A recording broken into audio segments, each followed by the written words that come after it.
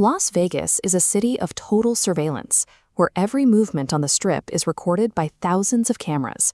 Yet, despite this high-definition security, dozens of people vanish from these hotels every year without a trace. Jake Reynolds made a career out of debunking these kinds of urban legends.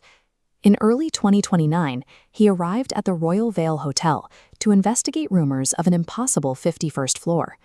According to his subscribers, the hotel officially ended at level 50, but late at night, the elevators would sometimes travel higher. The Royal Vale presented a facade of typical luxury, but the staff's reaction to the rumors was anything but normal. When Jake joked about the secret floor, the receptionists responded with a rigid, rehearsed denial. He noticed employees watching him with visible nerves the moment the topic was raised. At 2:47 a.m., Jake entered an empty elevator to film what he thought would be a prank video. Instead, the car jolted. The lights flickered, and the floor indicator began cycling through random numbers before settling on 51. The car began a violent upward movement that defied the building's known height. The elevator doors opened on a space that shouldn't have existed. Jake had moved beyond the documented hotel and into a physical anomaly that his cameras were never meant to see. The first thing Jake noticed was the silence. The noise of the casino floor was gone, replaced by a deep cold and a hallway of endless, repetitive luxury. The geometry of the corridor felt too perfect, stretching further than the hotel's actual footprint should allow. While filming, Jake encountered a housekeeper who appeared terrified by his presence. She whispered a frantic warning, telling him he had to leave immediately before they noticed him. Then she hurried away and disappeared into the maze of doors. The guests on this floor behaved with a mechanical stillness. They ignored their phones and televisions, standing by windows like mannequins. When Jake spoke to them, they offered cryptic warnings, telling him that while checking in was easy, checking out was much harder. Jake eventually escaped back to his room, but the digital evidence of his night had already been targeted. Every file on his camera was corrupted or deleted. The only thing remaining was a single distorted frame of a hallway with the words "registered guest" burned across the screen. The deletion of the files suggested that floor 51 was more than a passive architectural error. It behaved like an entity that was capable of identifying intruders and systematically scrubbing its own existence from the digital world. Jake spent the following weeks digging through the Royal Vale's 20-year history. He found that the missing persons cases associated with the hotel weren't just random, they were concentrated. Guests would check in, leave their belongings behind, and never be seen on any exit camera. Deleted 1980s construction blueprints showed the Royal Vale was originally designed with 51 floors before developers erased the top level. Correlating this with police reports, Jake discovered a pattern. Vanished guests were always last seen near the elevators between 2 and 3 a.m.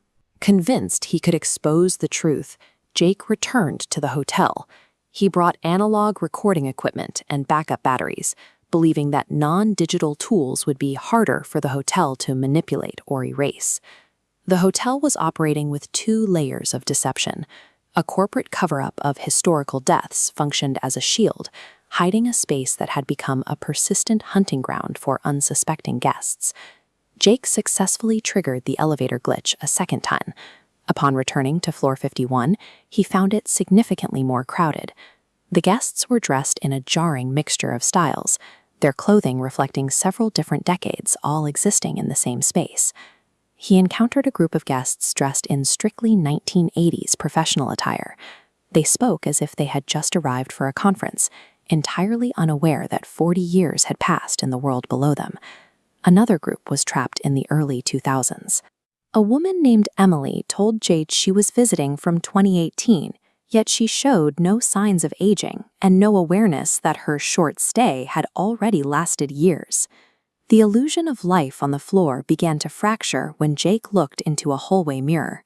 In the reflection, the guests weren't talking or drinking. They stood perfectly still, their eyes dead and fixed on the glass, watching him with an empty, motionless stare. The horror peaked in the ballroom during a registration event. Jake watched as the concierge oversaw staff wheeling in luggage carts.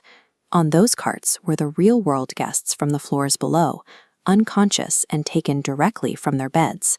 Floor 51 acts as an active parasite. It doesn't just wait for people to find it. It reaches down into the sleeping population of the hotel to harvest new victims and bring them into its frozen timeline. Jake's presence was eventually detected by the concierge. In an instant, every guest in the ballroom stopped moving and turned toward him. The atmosphere suddenly shifted from a luxury party into a coordinated hunt as the entire floor slowly turned against him. Jake fled toward the service exits, but the hotel's architecture began to distort. He ran down an endlessly twisting stairwell, where the walls warped and moved, leading him deeper into a dark, geometrically impossible maze. He eventually stumbled into a maintenance room that held the hotel's true ledger. The walls were covered in photos of missing guests from the last 30 years, each one labeled with the same handwritten note, "Checked into 5-1." After a frantic scramble through the service corridors, Jake managed to find an elevator that took him back to the lobby.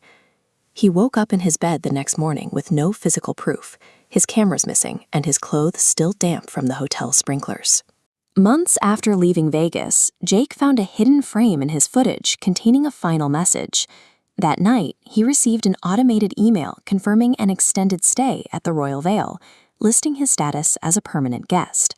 Surviving the physical hallways was a temporary illusion.